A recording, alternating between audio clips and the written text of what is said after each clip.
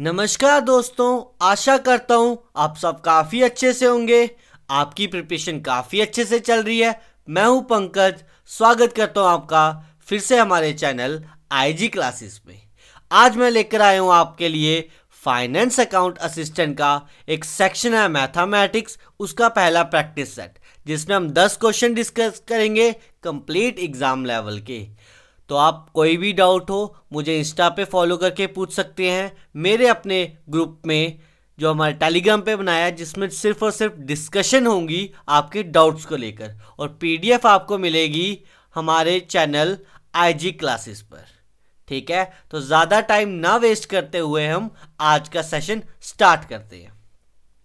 पहला क्वेश्चन ये रहा आपकी स्क्रीन पे।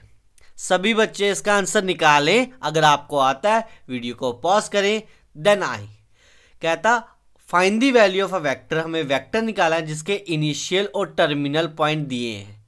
तो आपको इनिशियल पॉइंट क्या दे रखे हैं, ये टर्मिनल पॉइंट ये दे रखे हैं माय डियर। तो आपको पता है अगर आपको ए वैल्यू दी हो और वी वैल्यू दी हो, आपको बोला जाए ए बी वेक्टर निकालना है, तो वो क्या होगा, position vector of B minus position vector of A. Main concept ये है, बट आपको क्या याद रखना है, आप क्या करोगे हमेशा, कैसे निकालोगे, x2 माइनस x1 के आगे i cap plus y2 minus y1 j cap plus z2 minus z1 के कैप। ठीक है, ये हमारा है x1, दिस वन भी y1, दिस वन भी z1, एंड ये मेरा x2 होगा, ये मेरा y2 होगा और ये मेरा z2 होगा। तो सबसे पहले निकालते हैं x2 minus x1, that is -3 minus 5 I cap plus y2 की वैल्यू 7 माइनस 5 जे कैप प्लस z2 की वैल्यू क्या हमारे पास, दैट इज 4 माइनस 0 के कैप। तो ये बन गया -5 आई कैप प्लस 2 जे कैप प्लस 4 के cap. That will be option number C will be correct for this question. Clear है। अगर बच्चे किसी को वेक्टर में कोई भी क्वेरी है, वो मेरे चैनल पे जाके देख सकता है, दैट इज चैंपियंस लर्निंग पे। मैंने कंप्लीट वेक्टर समझाया है अकॉर्डिंग टू क्लास 12th। आप वहां पे जाके देख सकते हो कंप्लीट। जिसको समझना है वेक्टर्स वो वहां पे जाकर समझ सकता है। तो बढ़ते अपने अगले क्वेश्चन की तरफ, that is question number 2। Find the value of a के फॉर विच, के की हमें वो वैल्यू निकालनी है जिसके लिए ये क्या है हमारी, हैज नो सोल्यूशन। दो इक्वेशन दे रखे हैं, दोनों की कोई भी सोल्यूशन नहीं है।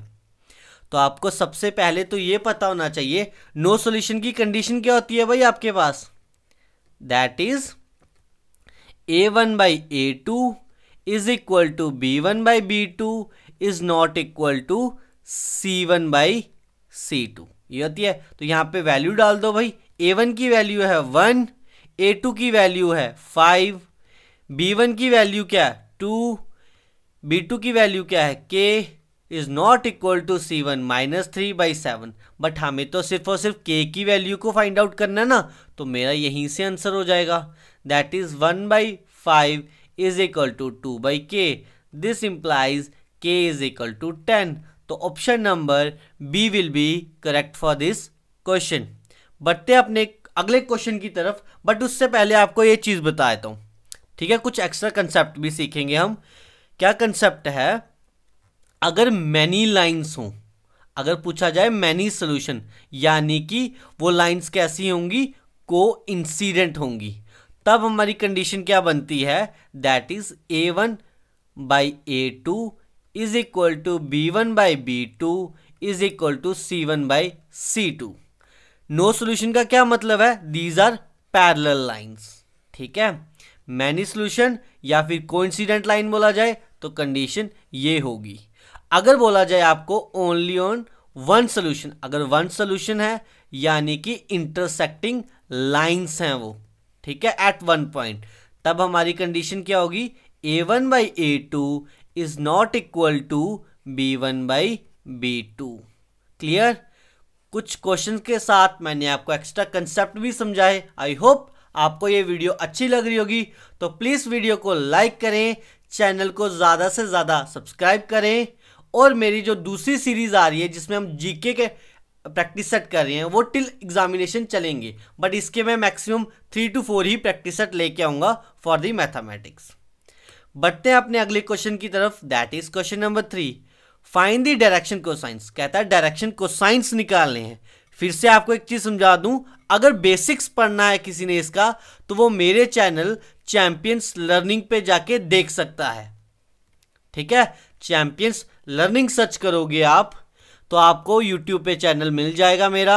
उसमें मैं क्लास 11th और 12th का मैथ्स पढ़ाता हूँ, स्पेशली उसमें ये काफ़ी डिटेल में पढ़ाया है मैंने। अगर किसी को कोई कंफ्यूजन है वेक्टर्स को लेकर वो देख सकता है, बट अभी के लिए हम ये करते हैं डायरेक्शन कोसाइंस। इसको डिनोट किससे करते हैं? एल से, एम से और एन से। एल की वैल्यू क्या होती है? A by magnitude of r vector, m की होती है b by magnitude of r vector and n की होती है c by magnitude of r vector. ठीक है, हेयर ए क्या हमारा? That is coefficient of x. A की वैल्यू 1, यानी कि L is equal to 1 upon magnitude of r vector. तो पहले तो मैग्नीट्यूड ऑफ आर वेक्टर ही निकाल लेते हैं ना, विच is equal to under root of coefficient of x का स्क्वायर, दैट इज 1 का स्क्वायर प्लस कोफिशिएंट ऑफ 2 का y का स्क्वायर 2 का square plus coefficient of z का स्क्वायर दैट इज -3 का स्क्वायर। इसको सॉल्व करके आंसर आएगा हमारे पास कितना? That will be under root of 14। तो L की वैल्यू आ गई 1 upon under root of 14। Similar तरीके से M की वैल्यू आ गई, यानी कि B क्या होगा हमारा? Coefficient of y that is 2 by under root of 14 and N क्या होगा? C that is coefficient of z that is C by under root of upon magnitude of r था। C की value -3 by under root of 14। That is option number D will be correct for this question. तो बढ़ते हैं अगले question की तरफ, that is question number 4। Question number 4 क्या बोल रहा है? अगर हमारा ये वैल्यू दी है भाई, अगर हमारा LHS इक्वल टू RHS है तो हमारे R की वैल्यू क्या होगी? देखो यहाँ पे हमने 2 कंडीशंस पढ़ी थी कॉम्बिनेशन में, NCR is equal to NCY कब होगा? इधर या तो क्या होना चाहिए मेरे पास x इक्वल टू y होना चाहिए, या फिर और x plus y must be is equal to n। यहां पे देखो x की वैल्यू क्या है? 3r, y की वैल्यू क्या है? r प्लस 3 एंड n की वैल्यू है 15। क्या पहली कंडीशन को सेटिस्फाई कर रहा है? नहीं कर रहा सर, तो सेकंड वाली होनी चाहिए, यानी कि 3r plus r plus 3 must be is equal to 15, यानी कि 4r is equal to 15 minus 3, 4r is equal to 12, r is equal to 3। तो यानी कि r की वैल्यू यहाँ पे क्या होगी? 3। That is option number A will be correct for this question. तो बढ़ते हैं अपने अगले क्वेश्चन की तरफ, that is question number 5 on your screen right now. तो बताओ इसका आंसर क्या होगा? कहता है मैट्रिसेस है जो किस फॉर्म में? AIG M क्रॉस N के फॉर्म में, B है N क्रॉस P के फॉर्म में। कहता है उनका प्रोडक्ट कौन से ऑर्डर का होगा? इसका ऑर्डर क्या है? M क्रॉस N, इसका ऑर्डर क्या है भाई? N cross P। तो आपको ये पता होना चाहिए, आपके पास अगर आप 2 मैट्रिसेस करते हो, कब पहली बात तो प्रोडक्ट कब सेटिस्फाई होगा? जब हमारी क्या होंगी? Number of rows equal to क्या होनी चाहिए? Number of column. सेकंड की यानी कि फर्स्ट वाले का कॉलम सेकंड वाली की रोज के इक्वल होना चाहिए। और जो हमारा ऑर्डर क्या बनेगा? पहले वाली का रो और सेकंड वाली का कॉलम। यहाँ पे फर्स्ट का रो क्या है? M, कॉलम क्या होगा? सेकंड वाले का दैट विल बी P, यानी कि क्या बन गया? M cross P। That is option number B will be correct answer. देखो इन नॉर्मल केस में समझो, एक का ऑर्डर था M क्रॉस N, दूसरी का ऑर्डर था N क्रॉस P। तो नॉर्मल ये तभी हो पाएगा पॉसिबल प्रोडक्ट जब ये दोनों वैल्यू इक्वल होंगी। अगर ये दोनों वैल्यू इक्वल होंगी तो मान लो कट होगी, तो ऑर्डर क्या बचा पीछे? M cross P। आप ऐसे भी समझ सकते हो क्वेश्चन को, ठीक है? ये कोई सही तरीका नहीं है, बट एक जर्नल जिसको नहीं समझ काफी अच्छे से वो ऐसे क्वेश्चन को सॉल्व कर सकता है। बढ़ते हैं अपने अगले क्वेश्चन की तरफ जो कि प्रोबेबिलिटी से है। क्वेश्चन क्या बोल रहा है, if A and B are two events such that their union of probability की इतनी दे रखी है 3/4, इंटरसेक्शन इतनी दे रखी है और प्रोबेबिलिटी ऑफ ए कंप्लीमेंट इतना दे रखा है एंड प्रोबेबिलिटी ऑफ बी निकालना है।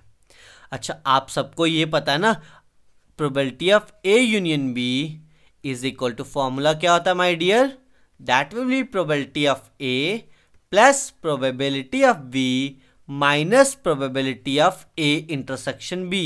यहाँ पे किस किस की वैल्यू पता है, इसकी वैल्यू पता है सर 3/4, ए की वैल्यू नहीं पता, बट आपको प्रोबेबिलिटी ऑफ ए कंप्लीमेंट की वैल्यू तो पता है। आपको पता है probability of A complement plus probability of A कितना होता है, 1 होता है। तो प्रोबेबिलिटी ऑफ ए कितना हो गया, 1 minus probability of A complement which is equal to 1 minus 2/3 which is equal to कितना आ जाएगा हमारे पास,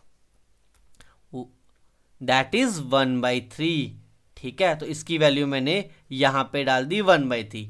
प्रोबेबिलिटी ऑफ बी तो हमें फाइंड आउट करना है सर, और ए इंटरसेक्शन बी हमें दे रखा है 1/4। तो हम क्या करेंगे, सॉल्व कर देंगे। 3/4 minus 1/3 plus 1/4 is equal to probability of B. अब देखो बेटा, सबका एलसीएम कितना है, 12। ठीक है, इन सबको सॉल्व करेंगे, हमारे पास आएगा 8 is equal to probability of B. But अभी क्या ये सिंप्लीफाई हुआ, नहीं सर। प्रोबेबिलिटी ऑफ बी क्या होगा, दैट इज 8/12, 4 2 जा 4 3 जा, that is 2/3 will be correct answer. That is option number B will be correct answer for this question. अभी तक 6 क्वेश्चन डिस्कस करे हैं हमने, आई होप आपको समझ आए होंगे। अगर समझ आए हैं तो वीडियो को लाइक जरूर करके जाएं। बढ़ते हैं अपने अगले क्वेश्चन की तरफ, दैट इज क्वेश्चन नंबर 7 जो हमारी कंडीशनल प्रोबेबिलिटी से है भाई। ठीक है, ओके। तो प्रोबेबिलिटी ऑफ ए दे रखा है, बी दे रखा है, यूनियन दे रखा है, हमें b/a निकालना है। सबसे पहली चीज आपको एक फॉर्मूला पता होना चाहिए, क्या, प्रोबेबिलिटी ऑफ a/b पूछा जाए अगर, वो क्या होगा आपके पास हमेशा, probability of A intersection B upon probability of A. देखो जो न्यूमिनेटर में है ना, जो न्यूमिनेटर में है क्या वो आएगा या डिनोमिनेटर में है वो आएगा, बताएं सभी, कमेंट सेक्शन में बताएं जल्दी से भाई। जो हमारा डिनोमिनेटर में है वही आएगा यहाँ पे। ठीक है, तो यहाँ पे हमें क्या फाइंड आउट करना है, that is probability of b/a। ठीक है, यानी कि probability of A intersection B upon probability of A. But हमारे पास ए इंटरसेक्शन बी की वैल्यू तो है ही नहीं सर, तो हम निकालते हैं ना, अभी फॉर्मूला पढ़ाया, A union B is equal to probability of A plus probability of B minus probability of A intersection B. ठीक है, यानी कि यहां से क्या बना, probability of A intersection B is equal to probability of A plus probability of B minus probability of A union B.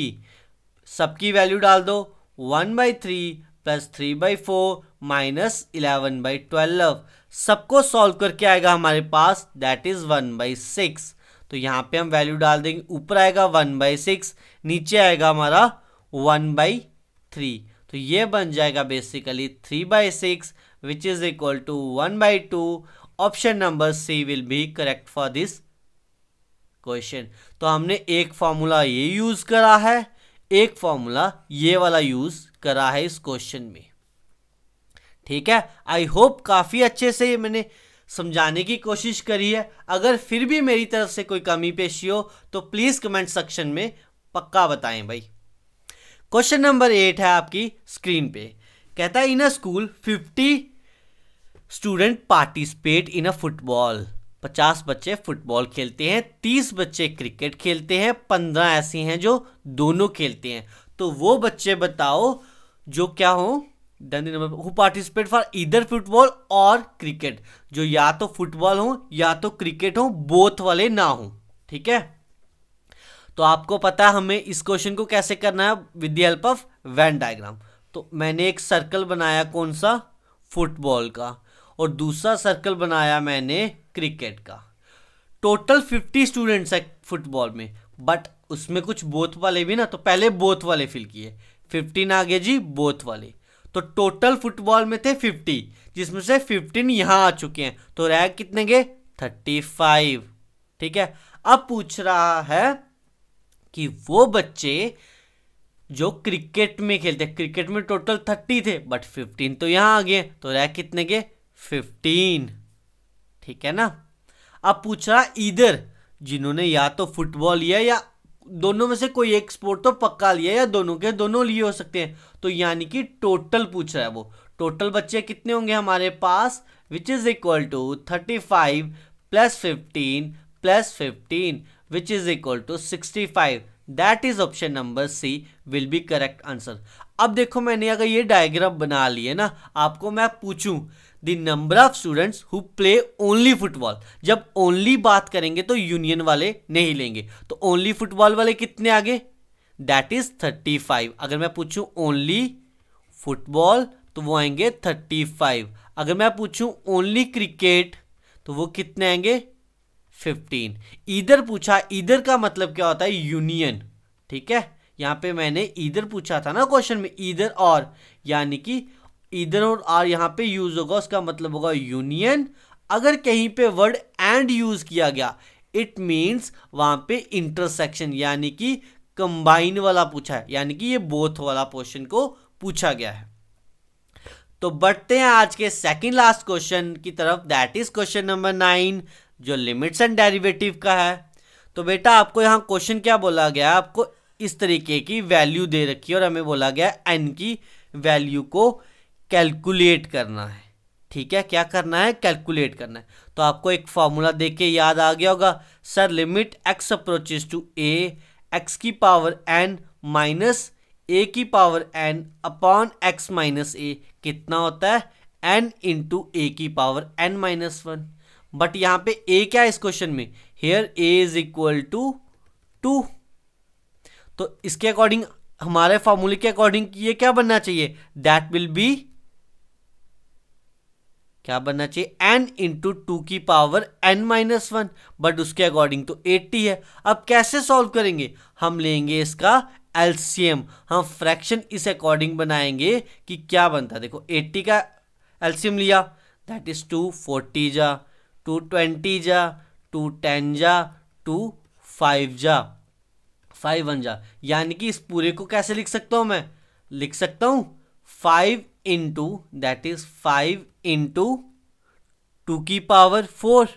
अब देखो क्या कुछ कॉमन सेंस नजर आ रही है, बिल्कुल सर आ रही है। इसको मैं ऐसे भी तो लिख सकता हूँ 5 इंटू 2 की power 5 minus 1 that is n into 2 की पावर n माइनस 1। तो यहां से n की वैल्यू डायरेक्टली हमें क्या मिल गई, n इज इक्वल टू 5। थोड़ा सा स्मार्ट वर्क करा हमें तो हमें आंसर पता चल गया, n की वैल्यू आ गई 5। तो बढ़ते हैं आज के अपने लास्ट सेक्शन की तरफ, दैट इज लास्ट क्वेश्चन है जो हमारा क्वेश्चन नंबर 10, जो हमारा कहां से है भाई, एसआई और सीआई से। क्वेश्चन पूछ रहा हमें if a certain some of money will be 8 times of itself in 3 years। जब भी 8 टाइम्स 2 टाइम्स का पूछा जाएगा, देखो अगर हमें 2 टाइम्स पूछा जाएगा इन, सॉरी 8 टाइम्स नहीं, बेसिकली ईयर्स पे फोकस रखना है। अगर 2 years में पूछा जाएगा तो उन दोनों का रेशियो होगा स्क्वायर रूट में। अगर 3 साल का पूछा जाएगा उन दोनों का रेशियो होगा किसमें, क्यूब रूट में। ठीक है जी, यहां पे 3 टाइम्स का पूछा गया, वो कितना हो गया 8 टाइम्स, यानी कि अगर वो पहले साल अंडर क्यूब रूट 1 था, अब वो कितना हो गया, क्यूब रूट ऑफ 8 हो चुका है इन 3 years। बेटा ये कितना हो गया, क्यूब रूट ऑफ 1 और ये कितना हो गया 2, यानी कि एक साल में वो कितना बढ़ा, सिर्फ 1 बढ़ा। कितने पे 1 बढ़ा, दैट विल बी 1 के ऊपर, क्योंकि स्टार्टिंग पॉइंट ये था, इंक्रीमेंट कितनी 1 के ऊपर 1, इसकी परसेंटेज निकाली, दैट विल बी 100%। हमें कंपाउंड इंटरेस्ट पर ये निकालना था, that is option number B will be correct for this question. अगर आपको एसआई और सीआई डिटेल में पढ़ना है तो हमें कमेंट सेक्शन में पक्का बताएं, मैं पूरा कंप्लीट में करवा दूंगा, बट उसके लिए मुझे मिनिमम से मिनिमम कमेंट चाहिए, अप्रॉक्सीमेटली 100 कमेंट चाहिए, तभी मैं पढ़ाऊंगा। अदरवाइज आप खुद से तैयारी करें, आपको नोट्स मिल जाएंगे। अगर चाहिए नोट्स, अगर सिर्फ नोट्स चाहिए SICI के मेरे हैंड रिटन चाहिए तो आप कमेंट सेक्शन पे ज़रूर बता सकते हैं। आपको PDF आपको पता ही है कहाँ मिलेगी। आप कोई भी डाउट, कोई भी क्वेरी मुझे इंस्टाग्राम या मेरे चैनल पंकज 0498 पर पूछ सकते हैं on Telegram group. Thank you dears, have a good day.